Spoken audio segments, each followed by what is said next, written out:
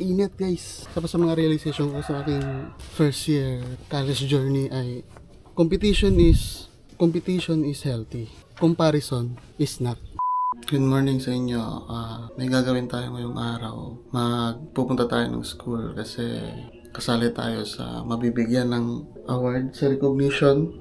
Pero bago yan, samahan niyo muna ako sa gagawin ko. Kaya samahan niyo ako sa ngayong araw. So, una, lilinisan ko muna tong motor ko kasi parang isang taon ko na atang hindi ito na nalinisan. Kaya pupunta tayo na may pressure washer para malinisan siya. Tapos na natin siyang pressure washer. Kaya sa bahay na natin siya uod ko rin ng matindi. Ganda ng langit oh. Ang vlog na to ay tungkol pala sa top realization ko sa aking first year college as someone na huminto ng pag-aaral 4 years ago. Ang dami na nangyari sa buhay ko tapos bumalik ako sa school. So ano yung realization ko sa taon na to?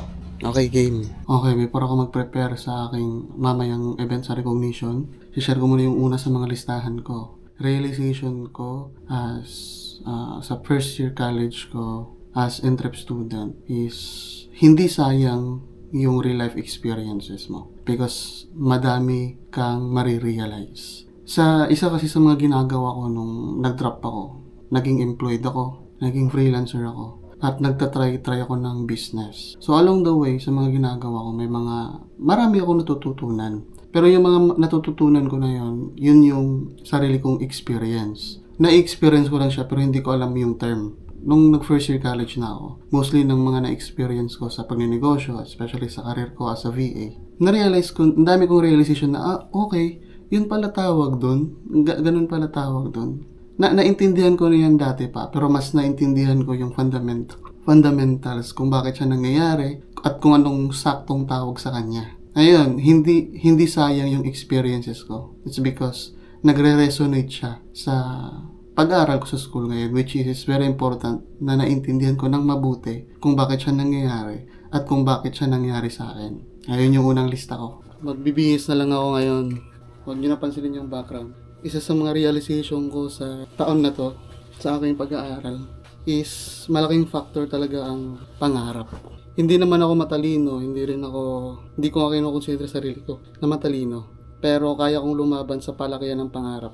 May malaking factor na motivation kung ano yung pangarap mo sa buhay. Kaya, yun, na-realize ko lang na isa talaga sa mga driving factor pala kapag nag-aaral ka o anong ginagawa mo sa buhay mo. Nakadepende pa rin yun sa kung gaano ba kalaki yung goal mo sa buhay mo. Na-realize ko na lang while nagbibihis ako sa loob, naiwan ko pala yung ID ko sa library nung humiram ako ng libro. Kailangan kasi ng ID iwan, and then lunch break kasi nung pumunta ako ng school. So nagsarado yung library. Iniwan ko lang yung libro nang hindi ko kinuha pabalik yung ID ko. Kaya sana makapasok. Pero isa pa sa mga realization ko sa first year college na journey ko ay your circle really matters. Hindi kailangan marami, hindi kailangan matatalino lahat, pero malaking factor na at least lahat kayo matino. Hindi naman matinong sobrang yung tutok na sa academics. Minsan kaming mga circle namin nag-aalis-alis kami, nagre-rewind kami, lumalabas kami. Importante lang na maayos yung state of mind nila at saka matino sila internally. Nagmamatter yun kasi doon minsan nakabase kung gagawin mo ba ng matino yung pag-aaral mo o hindi. Kasi minsan, isa sa mga driving force ng isang tao is yung peer pressure, peer decision. So, importante kung sino yung mga tao nakapaligid sa'yo.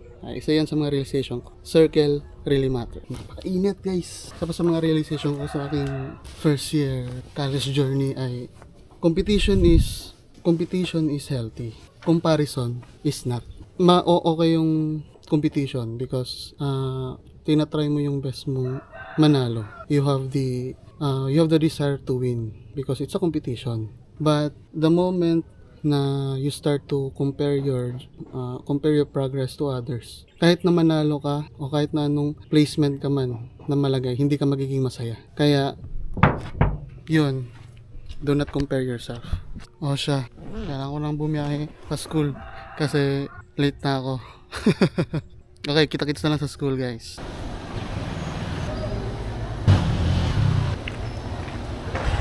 na ba? Kalimut na ko yung ID, sana di mapansin.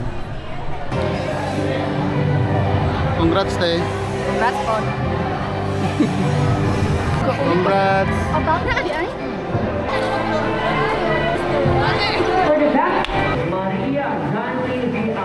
Uulan na kami dito. Dito tayo ngayon sa Jollibee at kasama ko aking mga klase. Umorder pa sila ng kahit na ano doon. At yeah, nakuha ko na pala yung certificate ko. Ito.